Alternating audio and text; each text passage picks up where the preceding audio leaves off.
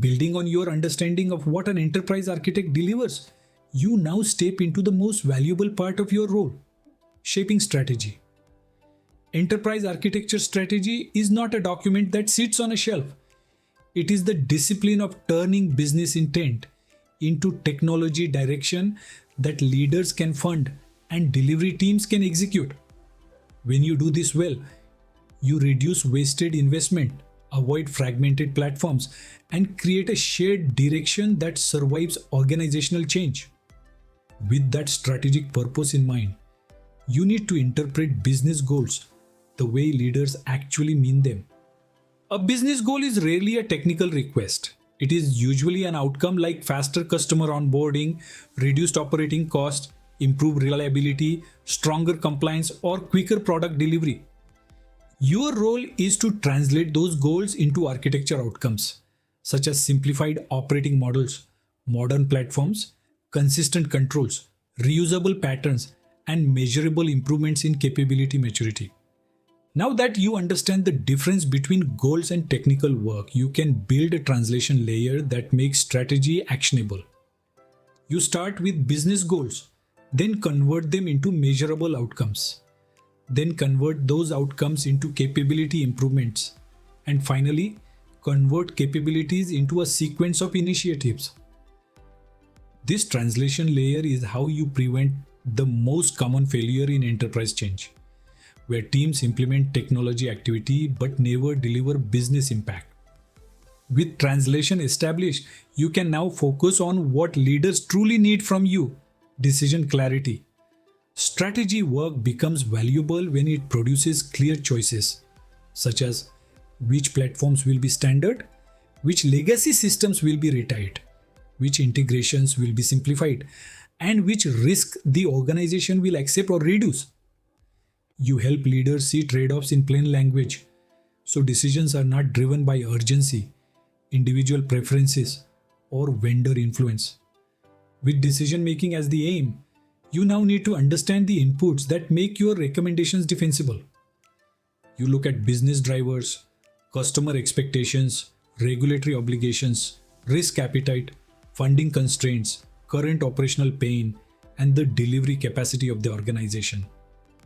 You also consider what is already working well, because strategy is not only about change, it is also about protecting the systems and capabilities that the business depends on every day. Once you have the inputs, you can create direction using principles that guide decisions at scale. A strategy principle is a reusable rule that helps teams make consistent choices. For example, standardize before you customize, or design for secure defaults, or prefer shared platforms over duplicated solutions. Principles do not replace thinking. They reduce decision friction and stop every program from inventing its own strategy in isolation.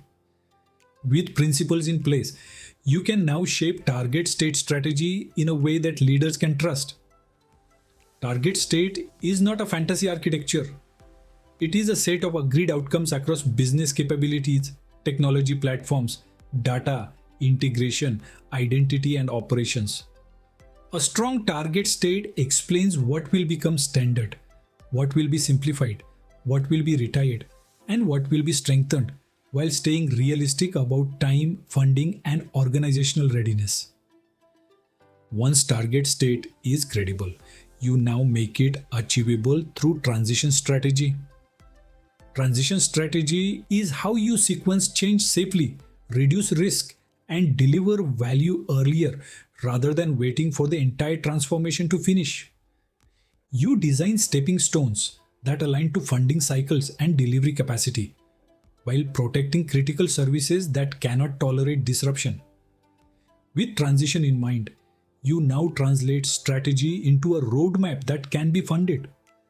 A roadmap is not just timing, it is sequencing with justification, showing why some initiatives must come first and what dependencies exist across programs. A good roadmap also states what you are deliberately not doing yet, because strategic restraint is often more valuable than strategic ambition. With a roadmap visible, You now help leaders make investment decisions with confidence.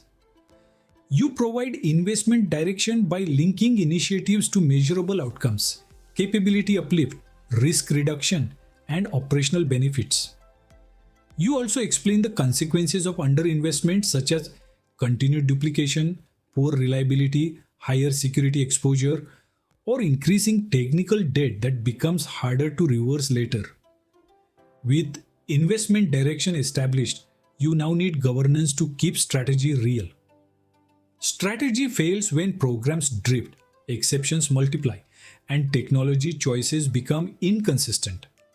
Governance through architecture, review boards, and design authorities ensures decisions align to standards. Trade-offs are recorded, and exceptions have a documented rationale with accountable ownership. With governance working, you now embed security and risk into the strategy itself. You align strategy outcomes to control obligations and secure by design expectations relevant to the environment, ensuring identity, data protection, monitoring, and resilience are designed into the target state. You also ensure risk decisions are made early so delivery teams are not forced into expensive redesign when security obligations appear late in the life cycle. With the full strategy approach laid out, you can now ground it in a realistic example. Imagine the business goal is to release digital products faster to respond to customer needs. If teams interpret that goal as move faster at any cost, the result is usually fragmentation, inconsistent security, and unstable operations. Instead, you translate the goal into outcomes like reducing time to release, improving platform reuse, strengthening identity controls, and standardizing monitoring. Then you define initiatives such as platform standardization, reusable design patterns, and operational automation uplift. Your roadmap sequences foundational improvements first, so speed increases while risk decreases, not the other way around.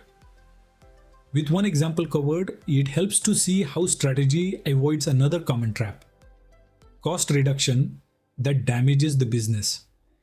If leaders want to reduce operating cost, they might instinctively cut tools or reduce environments. That can create hidden costs through outages, manual effort, and increased risk exposure. You translate cost goals into outcomes like reduced duplication, simplified application portfolios, standard platforms, and more predictable operations. You then recommend targeted investment that reduces long-term cost rather than short-term cuts that increase long-term pain. With examples in mind, you can now adopt the mindset that makes enterprise strategy effective. You are not only shaping one program solution, you are shaping the enterprise system, including how decisions are made, how patterns are reused, how risk is managed, and how investment compounds over time. When you hold that mindset, your strategy work becomes a force multiplier across portfolios instead of being limited to individual initiatives. Let's now discuss the key takeaways from what you learned so far, so you can carry the core principles into the rest of this playlist. Enterprise architecture strategy is the discipline of translating business goals into technology, direction that can be funded, governed, and executed. You create clarity by moving from goals to outcomes, to capability uplift to initiatives, ensuring that technology activity produces business impact. You make strategy real through target state direction, transition sequencing, and roadmap design that respects dependencies, funding cycles, and delivery capacity. You strengthen trust through governance and assurance, so architecture decisions stay consistent across programs, and exceptions remain controlled and accountable. You embed security, compliance, and risk thinking early in strategy, so delivery accelerates instead of being disrupted by late-stage surprises. As you move into the next lecture, treat strategy as your leadership tool, not as a document exercise. Subscribe to the channel so you do not miss the next videos in this playlist. Like this video so YouTube can share it with more learners who want to grow into high impact enterprise architects.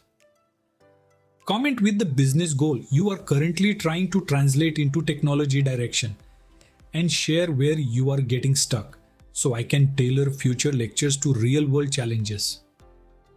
Share this video with a colleague who is working on roadmaps, governance, or transformation planning, because it may help them bring more clarity and confidence to their decisions.